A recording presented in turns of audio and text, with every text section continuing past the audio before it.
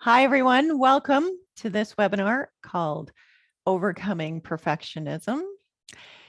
I am your host, Kim Christensen, and today we're going to be talking about perfectionism. I am a recovering perfectionist, and I am also a peaceful productivity coach. So I tend to work with a lot of people who are high achievers, and I help them to focus on what's really important, create a plan for completion, and get more done. On this note, I've created the 3-month Peaceful Productivity Coaching Program. It's a one-on-one private coaching program.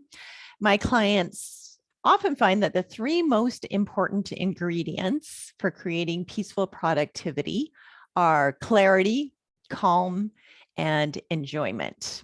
So we spend about a month on each one of those areas. I've also created the Peaceful Productivity Monthly Membership Program. This is a great introduction to all of the productivity tools that I use in my practice. And it's also a great way to try coaching. If you've never been coached before, there's this perception that coaching is a lot like mentorship.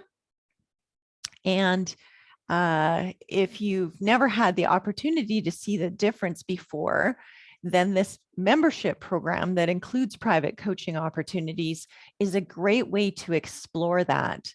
Mentorship is more about receiving information, whereas coaching is a supportive relationship where you start to tap into your own inner wisdom and trust that.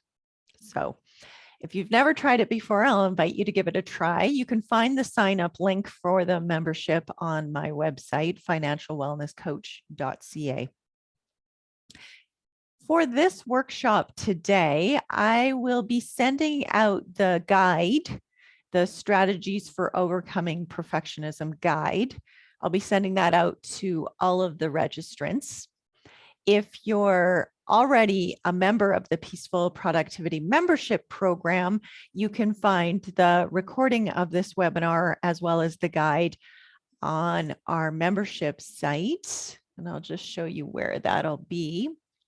So under the study tab, we have the 6 modules, and all of the perfectionism information and strategies are under the planning module. It's interesting because perfectionism, the way I define it, is it's a tendency to take on all of the things and do a little bit too much sometimes, and also coupled with this desire to do it all really well. What this can cause is it can cause us to have too much to do.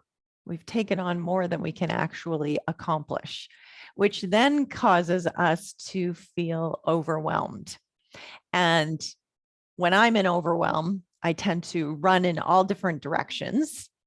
I tend to throw my strategy out the window a little bit, or I might not even get started at all because I just feel so overwhelmed. I don't even know where to start.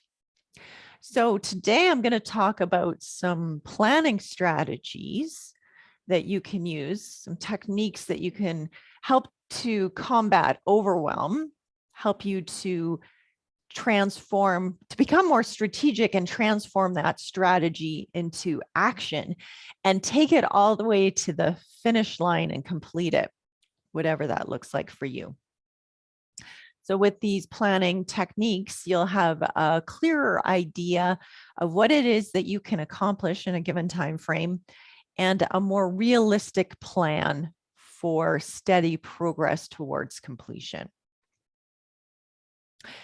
So, as perfectionists, we are typically high achievers, and we're always willing to take on new challenges. I haven't met a challenge that I don't like. I tend to see challenges as opportunities. And so we perfectionists are often seen as innovators. We have a passion for continuous improvement and making things better. And so in many ways, perfectionism and the drive to excel is a real strength. We also, as perfectionists, we have a unique set of obstacles. So I'm going to go over two of those major obstacles today. The first one is around creating sufficiency. And what I mean by sufficiency is this idea of enough. When is completion? When have we done enough on a particular task or project? That sometimes can become a moving target for us. The other obstacle is around vulnerability.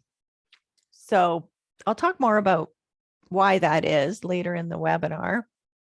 But what can happen as a result of avoiding vulnerability is that we spend a lot of time preventing mistakes. We might spend a lot of time in our heads. For myself, I have this tendency to be in my head quite a bit. I am very analytical. I like to analyze a lot of different options. And then once I've determined the right way to do something, then I lose no time in taking action.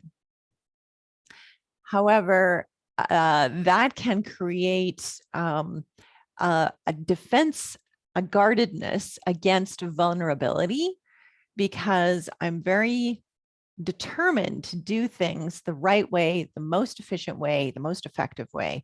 And so I don't necessarily want to waste time on looking at other options and doing other things.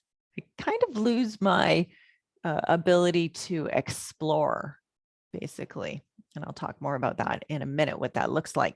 So with those two obstacles, the idea of enough being a moving target and guarding against vulnerability, what that can create is these perfectionist tendencies where we're not necessarily completing or we're not necessarily starting. The great news about all of this is that we can manage these tendencies. These are natural, normal human tendencies that have spanned across everyone that I've met. And through my experience, they show up often for myself, even after years of managing them. But there are ways to manage them and funnel that energy into getting started and getting more completed. And so those strategies I will talk about in more depth today. So the first one is around sufficiency and understanding enough. So the problem or the obstacle here is that when we take on too much, when we're always interested in new challenges and new opportunities, we lose our ability to become strategic. And the key part of strategic is understanding what's important and what finished looks like. And when we're losing our ability to be strategic because we've shifted into this reactive space where everything becomes important and urgent, we lose sight of what the strategy is, then we lose sight of what enough really looks like. And I know for me, when I slip into that reactive space, that scarcity space, what becomes my primary driver in that space is quantity instead of quality. I'm really driven when I'm in that reactive space to get completeness. I don't want to forget anything. And if you add a time frame to all of that, when I'm in that reactive space, then that creates a lot of pressure for me.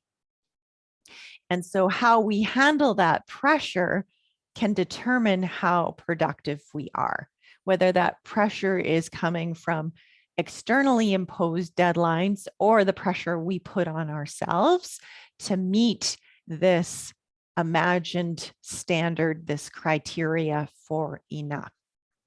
I'll give you a great example of this. So exam writing is an excellent example, especially when it's an essay style exam.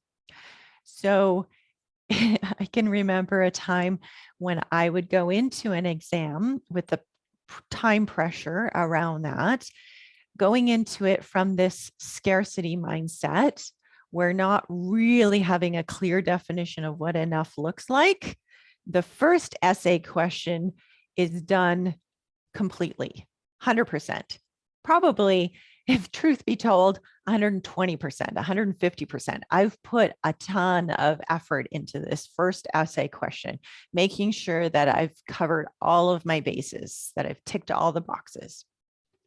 The problem with that is I haven't allocated the time over the remaining 5, 6, 7 essay questions. And so the first one, I get 100%. There's no bonus marks for going over. So I get completion on the first essay response. The second one, I'm starting to become mindful that I'm running out of time. So maybe I'm only getting 50% done. The third one, even more, I'm feeling anxious. I'm realizing that the clock is ticking down. And so I'm lucky if I get 20% done on the third one, and then run out of time and don't even get to address the fourth and the fifth and so on. And so when you approach exams that way and your schedule that way, what ends up happening is that you're spending way too much time on this first essay question, this first task over here, and you're not giving yourself enough time to spread out the effort across all of the essay questions. And then what happens, if you're anything like me, is there's a lot of self-criticism that comes from approaching things that way. And that self-criticism is what it sounds like is, I know the answers. This isn't a reflection of my intelligence.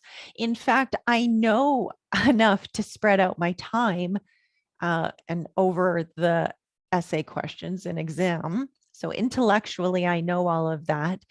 And yet what happens is when I'm feeling anxious, when I'm feeling reactive, when I'm feeling scarce, what happens is I default back to these old habits around this fear of not doing enough. And so that self-criticism actually can then perpetuate the problem. Sometimes we start to think that the criticism and holding ourselves accountable and taking responsibility for our mistakes, all of that heaviness, that actually can correct our behavior. But what I find with myself and with my clients is that it increases the pressure and it makes the problem worse instead of better. So, how do we address this idea of enough and creating sufficiency? So, I've got 4 strategies that I want to share with you today around creating sufficiency. Now, the first one, DOD, definition of done. What I like to offer is having a really good sense of what enough looks like before you even start writing the essay question, before you start creating doing the task or creating the project plan. Having a really great idea of what the finish line looks like can go a long way in terms of helping you to get started and also knowing what complete looks like.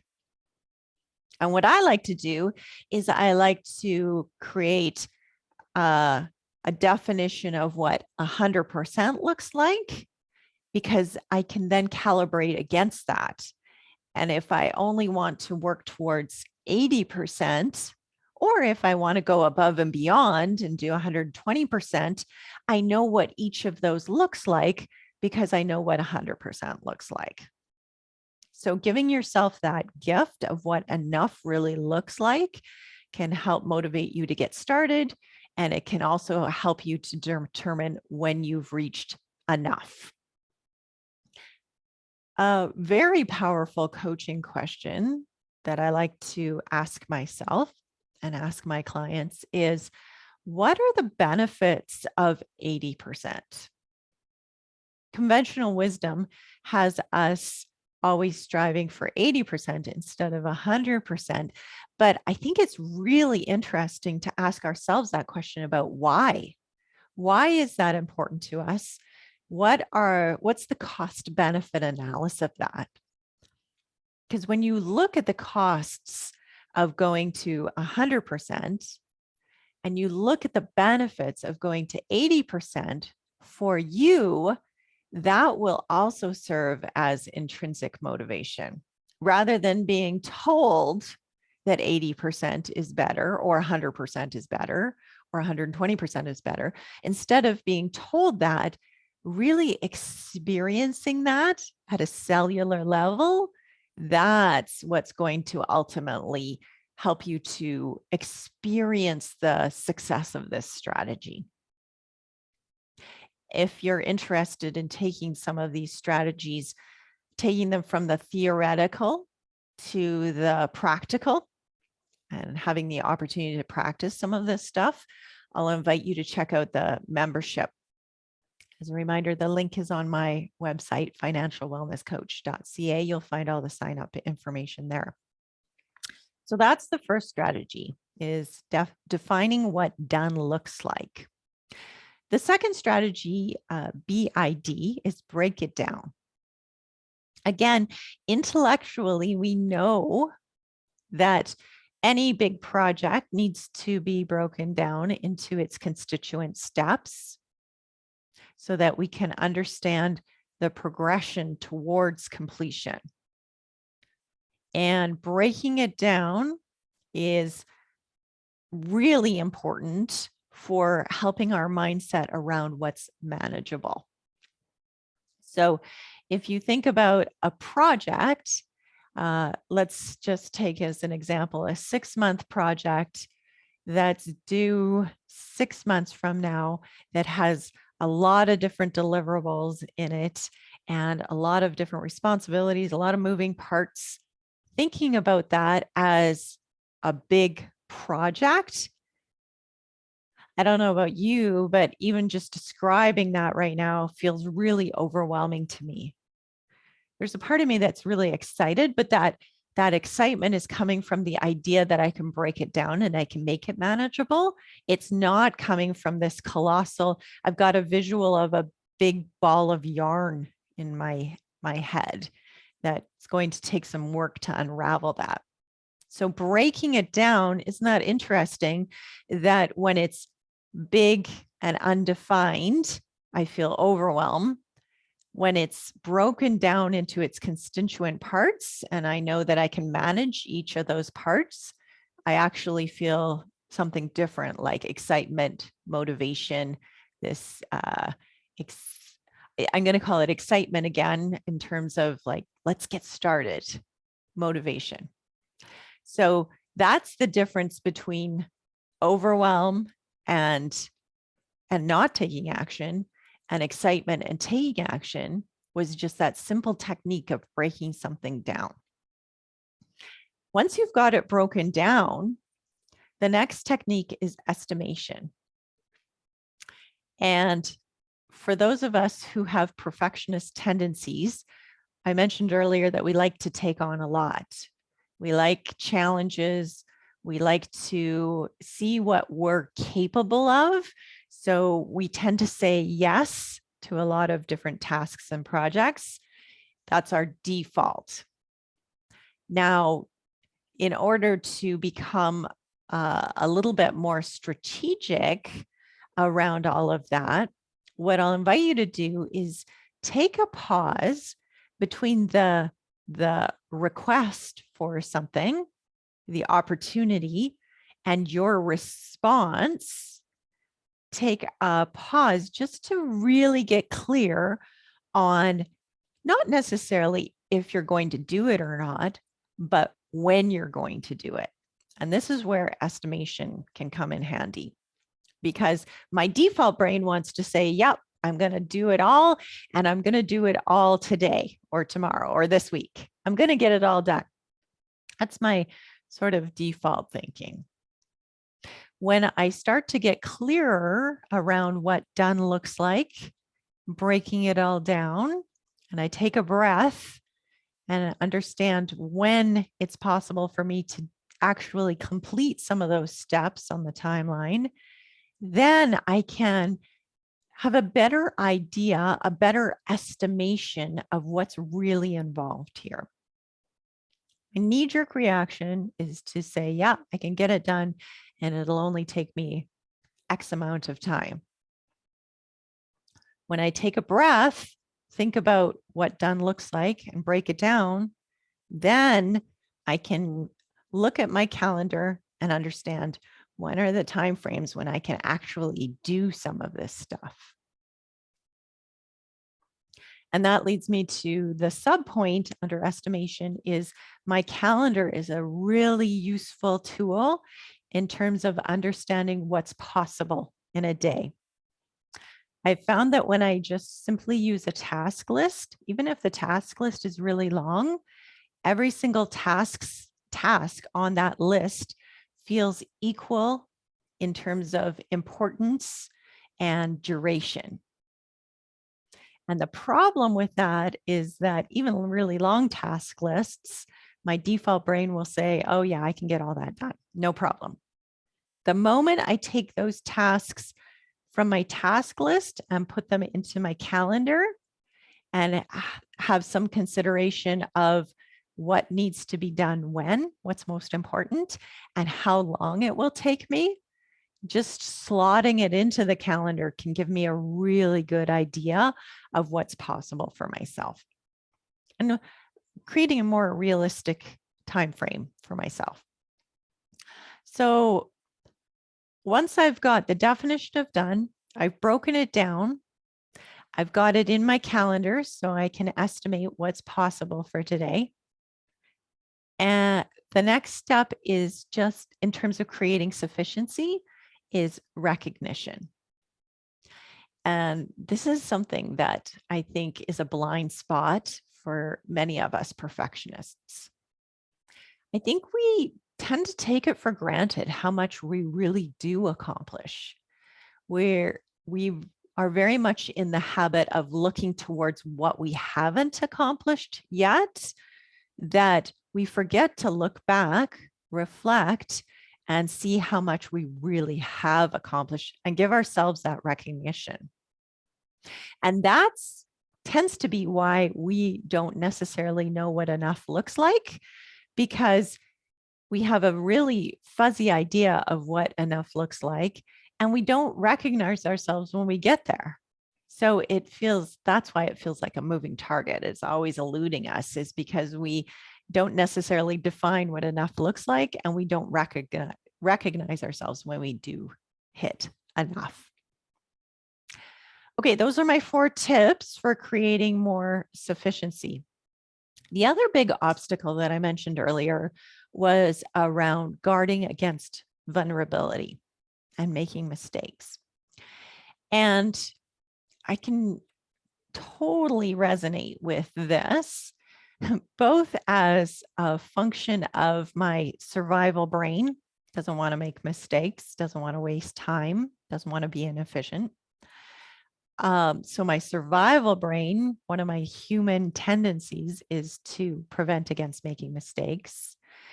But there's also this conditioning when we're raised in a performance-driven culture where accomplishment is very much rewarded and mistakes are seen to be a reflection of our intelligence, or they can have consequences that feel like they're beyond our control.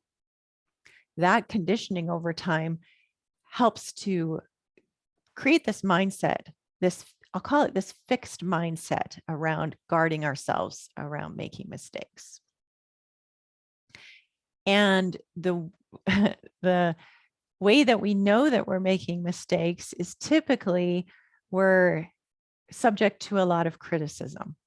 So that criticism can be external, but more often than not, it's being generated within our own brain.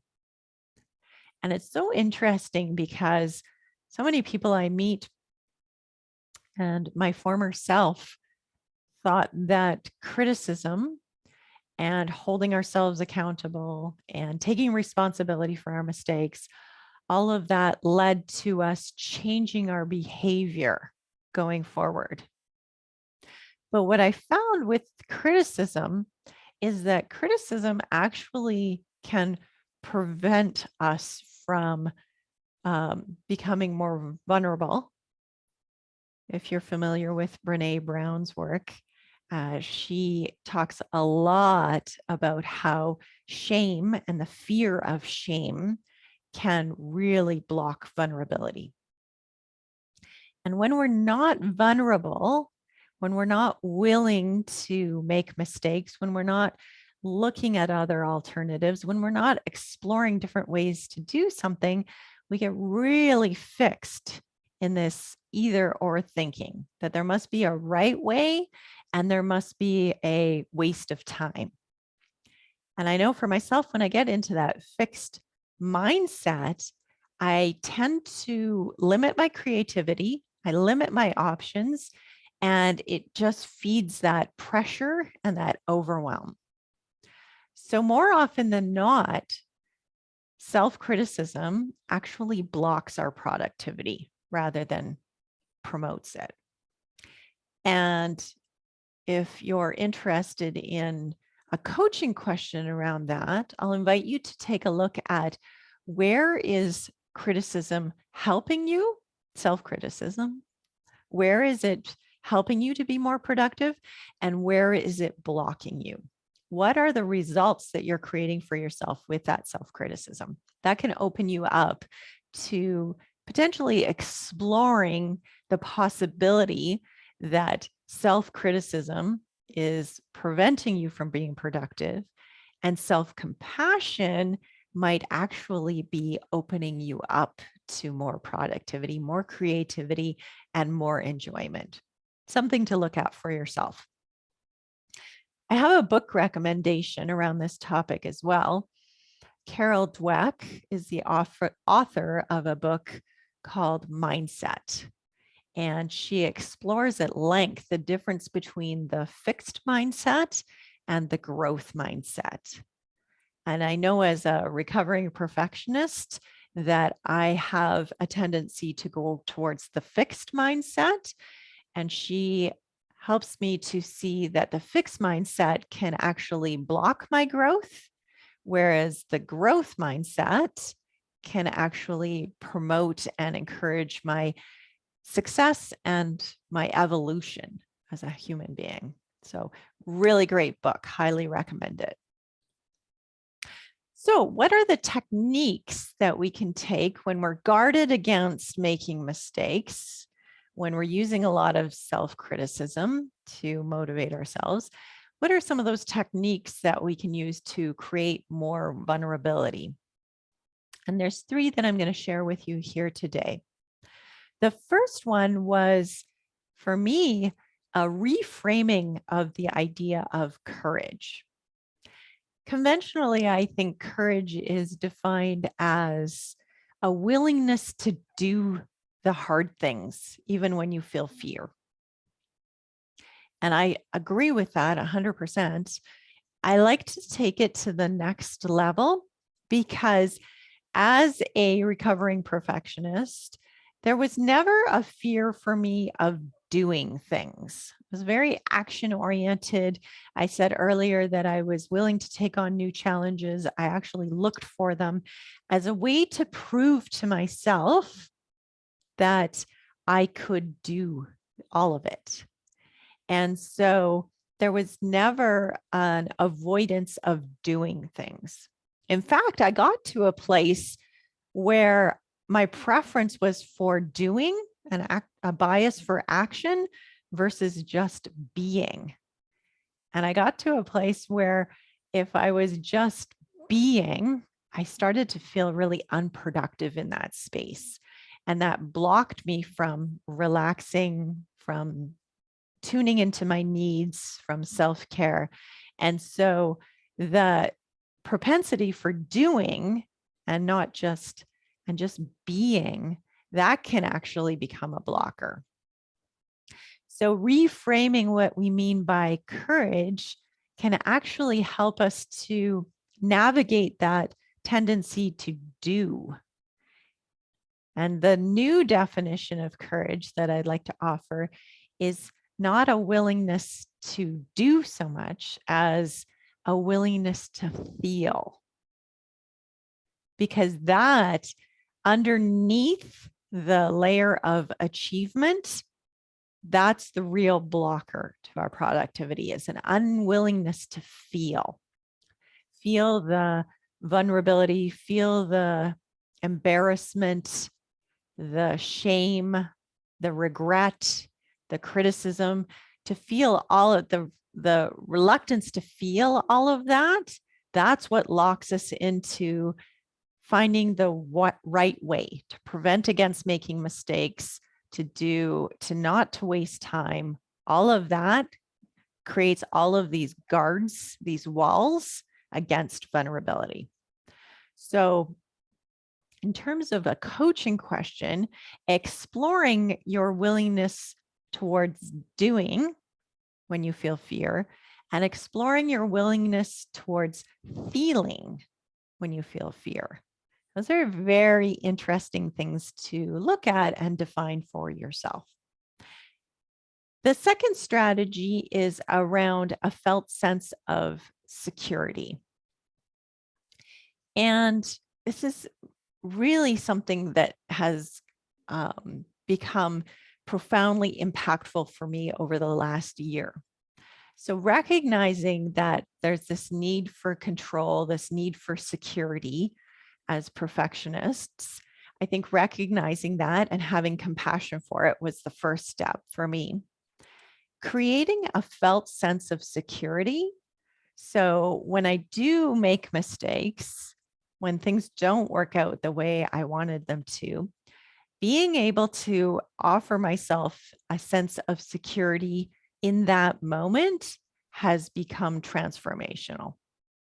That's really the difference for me in terms of creating vulnerability, is knowing that if and when I am going to make a stumble, make a mistake, be perceived as a failure, when I can create security for myself in that space, that's the difference between me being willing to do something and take it to another level and wanting to stay in the comfort zone. It's made all of the difference. If you're interested in creating a felt sense of security for yourself, we do this at length in my private coaching program, the Peaceful Productivity Private Coaching Program. You'll find the link on my website, financialwellnesscoach.ca. And we do a lot of exercises around creating a felt sense of security. One strategy that I'll offer you right now, it's very simple in theory, a little bit more challenging in practice, is just breathing. The simple act of taking a breath in that moment of feeling stress and recognizing that that's always something within your control, that in and of itself can be very powerful. So I'll invite you to experiment with different breathing techniques and what works best for you. But just the simple act of taking a moment and focusing on your breath can help you to create a felt sense of security. The last technique for creating more vulnerability is a felt sense of support. So not only having the ability to help yourself to feel secure, but to also help yourself know that you're supported, that you've got your own back. And the way that you can do this is to cultivate a habit of appreciation for yourself. So much like we talked about creating sufficiency, through a habit of recognition. Here, we're going to create vulnerability through a habit of appreciation. Because we do lose sight of the fact that we are out there every day, putting in the effort, doing our best, and we just take that for granted. And again, we start to focus more on what's not happened yet versus really recognizing and appreciating ourselves for what we have completed.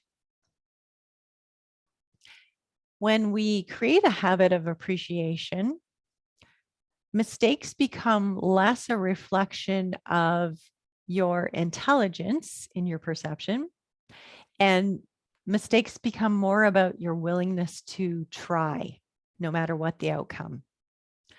My coach likes to encourage us to take a tally of mistakes and look at them as progress. I think she calls them 50 fails. You'll know that you're making progress because you've tried and you've accumulated 50 different fails. And I love this perspective because it has me searching out the mistakes and supporting myself through that process, which is really what's going to help me to step into that next version of myself. Avoiding mistakes, guarding against vulnerability is really just my way of staying in the comfort zone. But when I actively search out the mistakes and look for them, and then practice creating security and support for myself through that, that's what's ultimately going to help me to create that next version of myself. So those are my strategies around creating vulnerability. So the first one was creating sufficiency. Next was creating vulnerability. And then last, but definitely not least, is around creating enjoyment. When the seriousness of the day-to-day, the responsibilities of being an adult, the pressure to get it all right, when that becomes really, really heavy, we lose sight of those small moments where we can just take enjoyment from those moments. And when we lose sight of all of that, our life starts to feel like it's on repeat, like that movie Groundhog Day, where we're doing the same thing over and over again, having the exact same experience, running on a treadmill as fast as we can, but with no real destination. And so I created the LOL challenge for myself to remind myself to take enjoyment in the process, in the day-to-day, recognizing that there really is no destination. There's just evolution, and trusting myself enough to create security and support for myself along the way gives me the opportunity to look for those moments of enjoyment, which gives me an orientation overall towards a more enjoyable life and appreciating all of that. If you'd like to try the LOL challenge, it's a free 30-day challenge. The link is on my website. And it's simply a daily reminder about looking for those moments to create more enjoyment in your life. I would love it if you join me. My mission is to create a community around creating enjoyment and putting more joy out into the world. I really want to thank you for taking the time to attend this webinar and watch the replay. And I would love to hear more from you about how it's all going. So if you want to reach out, get more information, please don't hesitate to check out my website, financialwellnesscoach.ca. Thanks, everyone. And I hope you take care. Bye.